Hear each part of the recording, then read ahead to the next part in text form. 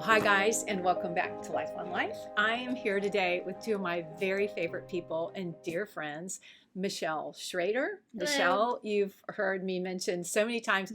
Michelle and I work in ministry and women's ministry together, and she is the one that really makes all the Life on Life stuff happen. And this is one of our newest, well, she's been with us a year now, but in the ministry, this is Alicia Kentz. And Alicia is also working with us in ministry and does just a ton of our marketing stuff, makes John's podcasts happen, all of his social media, and also works on the Gathering of Men team. So I'm thrilled to have them with me today. This is kind of fun because we've never done like a little group gathering and interview. But what we're going to talk about today is your living room and our living rooms and just how much life happens in a living room. This was something that's been percolating in my heart for a while after a conversation I had with some friends. But then yesterday, Jenny Allen, who we all love so very much, posted something just as I was about to open my door and welcome a dozen girls that I meet with on Wednesday night into my home and into my living room. My tiny living room where we all cram into. But Jenny posted this yesterday and I just loved it. She said, I started IF gathering. I wrote books. I built Bible studies, all because I believed in what God did in my living room for 15 years. For 15 years, I led group after group of women. We cried together, prayed, and imagined better futures for each other and simply studied our Bibles. It's where my life changed, and it's where many lives changed right in front of me. I fear we have forgotten the power of the living room. So that's what we want to talk about today. That's what we want to share with you guys. Most of you out there have a living room. I have a living room. You have a living room. You have a living room. How are we using our living rooms? When I was growing up, in our house, we had a living room and we had a family room. And the difference was, and this was in Florida, so I think most people are like this, is the living room was a special place that was pretty much off limits to the family. Thus, the family room was where we gathered and watched TV and all of that. It was kind of connected to the kitchen, but the living room was always the most well-appointed room in the house. That's where Mother had the nicest furniture, the nicest furnishings, and it was off limits to everyone, including the dog, could not even walk through the living room and until we had like special guests over. So it just makes me wonder, like the living room, if we're not actually doing some living room and some life on life in the living room, then what's the purpose of the living room? I think there's a big purpose. And I think about just me and my faith and how it's been impacted over the years in somebody's living room. I've talked to women who have encouraged me and discipled me in living rooms, cried a lot of tears in living rooms. But I think the point that I want to make today is how are we using our living rooms? Because we've all got one or some place that we could open up our front door and welcome friends in to open our Bibles, gather around the person of Jesus, learn about God, and learn to know Jesus, love Jesus, and follow Jesus together and really develop deep relationship with one another, but deep relationship with Jesus. So what are y'all's thoughts on that? Yeah, I saw the same post from Jenny Allen, who, like Punky said, we love so much. And that was I think about all the wonderful conversations I've had with women, with mentors, with friends, with those who discipled me, that have taken place in our home. You know, maybe it wasn't the living room, maybe it was the kitchen table, maybe it was the floor of my son's room while they're playing, but it happens in there, in that connection and community, without a camera in front of us or a mic in front of us, without a platform to stand on. It just happens behind the door, behind the scenes, and yet it's been some of the most impactful moments of my life. And you actually reposted Jenny's post yesterday. I did, as did I. But tell them what you shared in that, because I thought it was so good about platforms. Well, my heart just went out to all the young girls. You know, in this ministry, we have privy to a lot of young women who, with very good intentions and a very sweet heart, they want to be the next Jenny Allen, the next Punky Tolson, Priscilla Shire. They want their platform, and they are concerned about how to build a platform for Jesus, how to have a following for Jesus, like how to do all this thing on a pedestal. Although I don't know if they always realize that's what they're asking for, but so I reposted it with just an encouragement to them of just start with your friends, start in your home, start where you're at. God will do the rest. If he wants to elevate you and create a platform, he will do that. And if not, just do the work that he's asked you to do, no matter how many people are behind you following. That's so good, and it's so true, because we, in this social media age, and I don't know, you've probably never experienced life without a cell phone and maybe without social media, but in this age of social media, where social media does preach to us and dictate so much, we see people who are successful in ministry, teaching the Bible, leading ministries, and it's big. And so we've got this big mentality. And when you think about Jesus and how he was with people, he had big crowds that followed him, but who did he go deep with? 12 guys. 12 guys. Right. He And went three deep within with. them. And 3 within them. And we are here, and y'all are here in your faith, because those guys got it, and they took it, and they ran with it. And that's the point, is helping people drill down deep so that it does become more than just a thing we do on Sunday or a thing we do on Wednesday night, but it becomes a way of life. That's the intent of knowing God and his word and coming to love him and trust him and follow him. And I say so often, we are never going to love and trust someone we do not know, and the only way we're going to get to know God, know Jesus Christ, is through his word. So yeah, I mean, like my husband John is always saying, more time with fewer people equals greater impact. That's and right. It's true. And so we think, well, I could never do that. I could never get a group of people in my home. Well, it just takes 1 or 2 or 3 or maybe a dozen. I, in fact, would say don't even go more than 12, because you really can't drill down deep with a massive amount of people. Especially as girls. Especially as women. Because we get to Can talk. talking. I mean, seriously. And then you get Yeah. off point, which going off road is great and it's needed and everything. But you meet with girls all the time, because you've got, Alicia's got a great group of roommates, and then you're involved in your church, and you've got a small group at your church. So tell us about that and the living rooms that you meet in. Yeah. I think my favorite thing about like this whole concept with living room is just like the simplicity of it. Like it doesn't have to be this big, complicated, on a stage, everything kind of thing. It's just that simple, just like welcoming someone into your home. I have 3 roommates, so there's 4 of us in a 3-bedroom house, and it's really small, and so we have to like fit where we can. We can't really like host a lot of people that often because there's not a ton of space, but we make the most of our space. And so a lot of our conversations might be like around our little kitchen table while someone's cooking dinner, or just like seated around the floor in our living room, like that kind of thing. But also with my community group at church, we were meeting at church, and it was good, like some depth to it. Part of it is just like as we were getting to know each other too. But we recently transitioned to like meeting in someone's living room at her house, and I have just seen so much more like willingness to go deep. Like I think we were talking about this morning of just like your surroundings matter. Like they create a different like they take down the walls, like those barriers for you, like even subconsciously knowing that like, oh, I don't have to worry about someone walking by this door right now. I can just cry. Or I know that I can just like walk out of here tonight and go straight to my car and go home and not have to worry about like small talk with someone as I have a swollen red face or something, you know? Yeah. And so just kind of like removing all of those barriers, I feel like makes a really big difference with actually getting deep. Like one, you have to spend time with Jesus in order to know Jesus, but like you also have to create that like time and depth with people in order to like actually be known. And so, and For that sure. can't really happen in public, like even in a public place, like in a coffee shop. Like they're great, but personally, I don't really want to cry in a coffee shop. Right.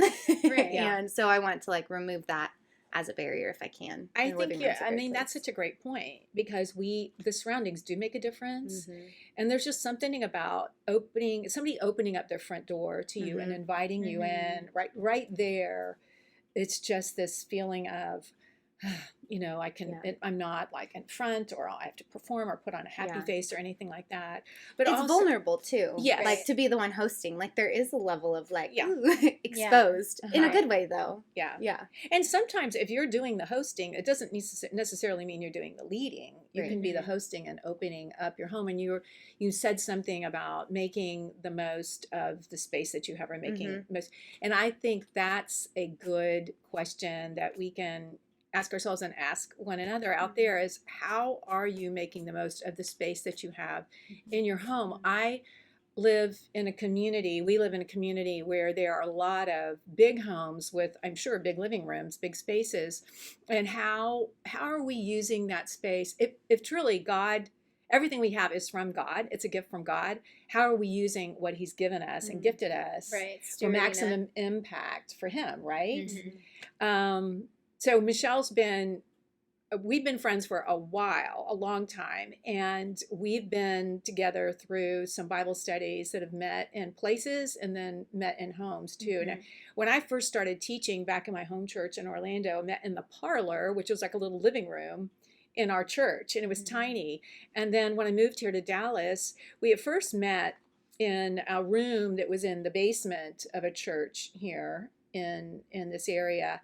And after a while, I know somebody had offered up their home. So we met in my friend Carol's living room, and she'd bring in chairs and we'd all squish in there. And to your point, it changed the dynamic of the group. It was just so much more personal, and people were also more willing to invite friends. And then from there, we went to our friend Jan's house, who literally had someone move furniture aside and push things aside and put chairs in there so that all of us could pile in there. Then my friend Lori opened up her home. And it's just the graciousness of people who said, I've got a house, I've got a living room, I've got the space. You come, you lead us, and that's what we'll do. And definitely that makes a difference. Just being invited into someone's atmosphere like that is just a different feel, and I think is a great, perfect, fertile place for a lot of deep life on life to happen as we gather around Jesus and His Word. So, what are some memorable moments that you've had as just in terms of studying the Scripture in someone's home? How has that impacted you? Where have you had a big encounter with Christ in those times where you've had aha moments that have really changed you or redirected you, or you feel like you learned more, grew more in those settings? I'm going to answer your question, but I wanted to go back to something else that you said. When you were talking about, all that sweet Jan did to open up her home, she had a huge living room and there was lots of furniture, but we also had, what, 80 women coming to that at that point? We did, yeah. It was a massive amount of women. It took a massive amount of effort to undo her living room, to prep it and then put it back. And I think that is such a key thing to, like you said, you don't always have to lead it. You can just host it. And as the body works together, right, the body of Christ, as each of us play our role, you might be the person who's willing to host it. You might be the person who's willing to help the one who's hosting. I'll move the chairs. I'll move the furniture. I'll put it all back together afterwards. Or, and you might be the one who shows up to lead the lesson, which it's too much for one person to do all the time. But when everybody works together and is okay with their role and celebrates and does their role to the best of their God-given ability, it's a beautiful thing. You might, like, again, that was a huge study. That was not a normal thing. You might only have 8 women in your room, but still, if somebody else says, you know what, I'm going to show up early and help you prep whatever. If you'll open your door, I'll help put your space back together once the 8 women leave. Like, look for what you can do. Look for how you can be part of that. Even if you're not the host, even if you're not the leader, look for a way to help out. It's huge, especially for the leader. Y'all, there's so much that goes into putting together a Bible study and leading a Bible study, that the more that you can do to step up and say, instead of saying, let me know how I can help, but to look around and go, I'll do that, that is huge. So I just wanted to That's such a share good that point. and important point, because even Jesus had a group of people, women, that followed and served and did a lot in terms of the ministry. So I think you do what you can where you can, and definitely step up. Everybody can do something, so definitely step up. And I think it's so important too, like, to not do it all yourself. Of like, even if you're the one who's opening your home and someone else is teaching, but you don't have somebody who's like volunteered initially to like help move the furniture around, like, having people do that creates such buy-in for them of like, it's bonding. It's like, it's fun to like figure out how are we all going to fit. Like, it made me think of at my old church, we did like a training on public speaking. And the pastor was like, if you're ever feeling like your audience is not invested, have them move the room. Like, have everyone move their chair around, like, pull them in closer, like something, because he was like, having them create the space creates buy-in for them to listen and learn more. And I'm like, that I think is able to happen in a living room. Like, you're able to have that flexibility to like plan for it of, we have to do this together, which I think is so fun. Yeah, that's so good. What were you saying? Well, to go back to the question that you asked, memorable moments. One that comes to mind, the most recent time that I opened up my living room, I have a 4-year-old son. I was a new mom at the time, and I am working through the Bible recap. It's taken me 4 years to get through a 1-year plan, but whatever, I'm still on it. Hey, that's progress, though. Baby steps are still steps. Right. Absolutely. I remember at one point I was working my way through the Old Testament, and I'm like, okay, I want to kind of skip to the end. I want to see the overall picture, and so I decided to do Angie Smith's 6-week study of Seamless, which is an overview of the Bible. And I thought, I will do this so that my brain can rest and go like, okay, I know it's coming. Now let me go back to the day-to-day. So anyway, I decided to open it up. I put it up. My neighborhood has a Facebook group. I put it out there and was like, I'm going to do this study in my home, if anyone would like to join me. Well, I had 4 ladies show up.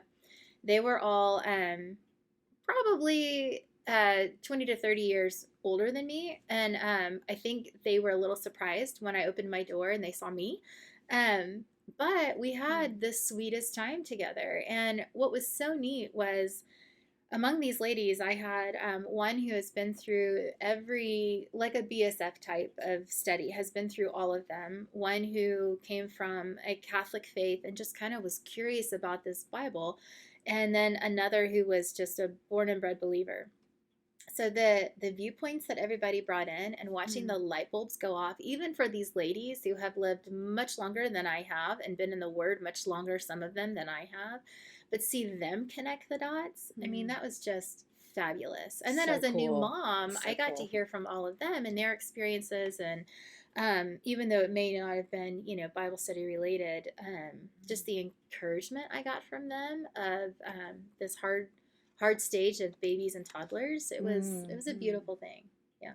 And so courageous of you, I would say, to do at that season of your life when a lot of women are like, I don't have time to do any of that. But it didn't feel curious. Thank you for saying that. It didn't feel that way. What it felt like was, I need accountability. Like, I need somebody showing up at my house, going to ask me, did you do this week's lesson? Because that's what it took at that point to get me to do it. So okay, I love that, because that is really so important for us to remember, is sometimes we got to do the hard thing and get the accountability so that we will stick to it. We were talking about that in our group last night, just like, how can we hold one another accountable to even just get up 5 minutes earlier to get in God's Word. So, but God bless you for doing that. I mean, it was a win-win. It's all great. the way around. I loved it. Yeah. That's great. Okay, what about you?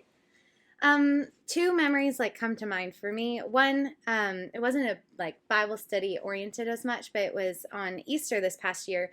My family is in California, and so this was my first Easter like away from family, like with school. I couldn't end up making it back. And so my roommates and I, we all are doing different things, but we all like invited our own people into our home. So there was like, I think 15 women in our house, like again, very small, like there were people everywhere. But it was so cool because they were from all different like walks of life, of experiences, of different like religious backgrounds and everything. And so we like made like we did not hide at all the fact that we're celebrating like because we're Christians, like Easter is an important day. But just being able to like have like everyone brought food and like there were so many of us sitting on the floor and like even just that like humility with it of like I am hearing about your experience of what Easters have looked like for you in India and like how that's maybe not something, but like what has that looked like in your religion, like what just exploring that. And I'm like literally at your feet. And I just had this moment like while she was talking of like this was what Jesus did. Like he washed the disciples' feet. And like even though I wasn't washing her feet, it did kind of feel like that same like humility of like, am I doing this? Is my posture this way with everyone when I'm interacting? Yeah. And in my living room, it felt safe enough for me to do that. Whereas like I might not feel that safety in other places. So yeah, that memory was brought to mind. And then also I was just thinking of like last night with my community group. At my church, we always have to answer 3 questions every Wednesday of how are you feeding your soul? How are you feeding your flesh? So like confession, and then how are you feeding others? And so I had shared with them about like a way that I cope by like avoiding hard things is, this is so silly, but like talking about a guy that I like. And so I was like talking about it in the group. And like in that moment, like a couple of the girls were like, okay, like I want to hear that, but also where did you sin? Like what was your like confession that you need to talk about? Like that's why we're here. Like yes, love that for you, but also like we need to actually talk about like going deep. And it was just this like I was like, ooh, you're right. Like I'm so glad that you know me enough to like point that out and hold me accountable to that, because it's a lot more fun to talk about this than to talk about this is where I tried to be God this week or whatever, you know? Yeah. So those that's good. That's good. Yeah. I would say I've had a lot, I'm so much older than they are, but I've had a lot of memories in living rooms. One just last night, I will say, and to kind of tag on to what you were saying is there's 2 questions I had posed. And one was, where do you see Christ-likeness, the fruit of Christ-likeness, developing in your life? And I want us to notice that we're supposed to, be able to tell a tree by its fruit, right? And so they were great and honest and humble about that too. And then I said, okay, where do we see that there's itty bitty fruit or not so much fruit where we need to grow it? They were so honest and open and just uninhibited to just say, really, the hard stuff, like stuff about pride and humility and just unforgiveness and things like that. And I thought I would not have had that opportunity in a larger group Bible study. Nothing wrong with large group Bible studies, but I wouldn't have had an opportunity to address that right there with that person. That would probably have been somebody that would come up to me afterwards and say, can we get together and talk? And because I've got some struggles in that area. Right. So we were able to talk about it right then. And in having all of us share, including me, really helped to encourage one another. Right. And not so much to say, oh, well, I'm not so bad because look at what she's not developing, but just to say, encourage one another that, hey, I've got that same thing going on. I own that too. And I need to grow in that area or be more surrendered so that I can grow in that area. I would say some other sweet memories center around girls coming to Christ in my living room or in someone's living room. And I had one girl say to me, you can never get rid of your sofa because too many people have cried tears on that sofa and come to Jesus on that sofa. I have had it recovered. But just to see women's eyes light up with understanding of the gospel and what it means. And how that implicates their life in the most beautiful way, and then say, yes, I want that, and give their life to Jesus. That's pretty extraordinary. I have a very dear, one of my best friends in Orlando. We were having this conversation several years ago, and I said there are so many people out there that would love to come into your home. She has a beautiful Mhm. home, and sit at your feet and just learn from you. And I said, I just challenge you, and I'm going to challenge you to do this too, to stand on your front porch and say, God, this is your home. And I said, tell him your address, such and such, some avenue, and give him your home and say, invite who you want to invite into my home, into my living room, and I will love on them for Jesus. I will point them to the truth in his word. And 2 hours later, a friend knocked on her door and she asked her, would you like to get together and do this? She said, yes. And so by the end of the week, she had like 5 girls. And so I'm going to ask you guys to do that first, to thank God for what he's given you in terms of the tangible things like your home. You may rent your home. You may own your home. You may share your home with roommates. You may have a small home. But ask the Lord what he would have you do with the home he's given you and how you might use it for your glory. And yeah, stand on your front porch and say, Lord, I'm going to open my door. I want you to send through my door. Send to me the women that you want me to encourage for you. And maybe that's simply hosting something and having someone come lead you, or it's just gathering around your scripture with Jesus and learning together. And there are plenty of great resources out there that will help you do that. My goodness, we mentioned Jenny Allen.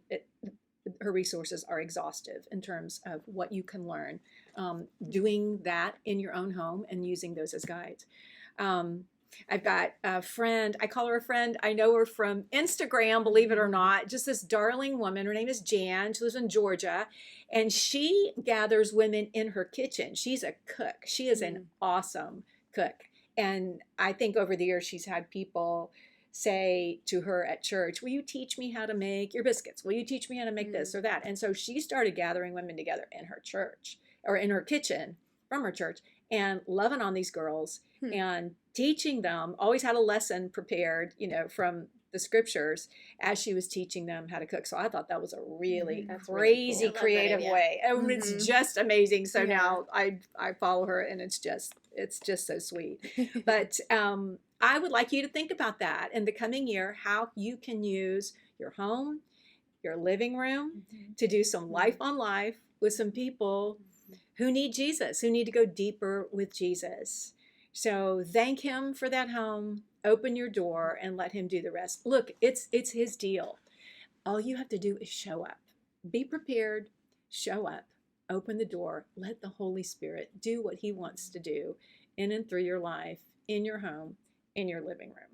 You can see why I love these two so much. Get choked up even thinking about it. They're so precious. So let us hear from you and how that's working for you. And if you take the big, bold step and open your front door and invite some people into your living room in the coming year, I look forward to seeing what Jesus is going to do in and through your life.